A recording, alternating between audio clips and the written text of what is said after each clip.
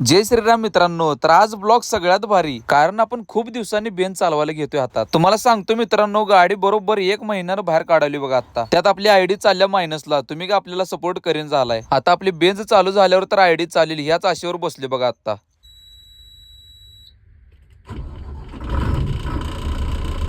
चालू केल्या गेल्या बेंजला आणलं आपल्या काटा करायला, कारण की वेअरहाऊसचा काटा बंद असल्यामुळं आपल्याला बाहेर महाराष्ट्र काटा करायचा होता. कुठे सुद्धा टाइम न वेस्ट घालवता आणली पट्टे तिची गाडी वेअरहाऊस मध्ये भरायला. गाडी कधी भरीन असं झालतं बघा, कारण की गाडी भरून कुठं सोडतात ह्यो मोठा प्रश्न पडलेला. तो विचार करत गाडी भरली आपली, पाऊण तासात तयार झाली बांधून. मग काय सुटलो कडकडने आपलं काटा करायला, आणि काटा झाल्यावर एकदा बाहेर निघलो, टीपी हातात आली. आता सांगा तुम्हाला कुठला रूट दिलाय? ईश्वरपूर दिलाय हो. आणि ईश्वरपूर म्हणल्यावर नाही तटत, पण सांगलीत आल्यावर त्याचा विषय वेगळा आहे हो. गाडी आपली जाऊन खाली होणार नव्हती, गेलो पंपावर डायरेक्ट. जरा डिझेल आणि AdBlue फुल करायचं होतं, बाकी काय नाही. आणि मित्रांनो, सगळ्यात जास्त आनंद का वाटला माहितीये काय? खूप दिवसांनी गाडी चालली, एक नंबर वाटलं बघा.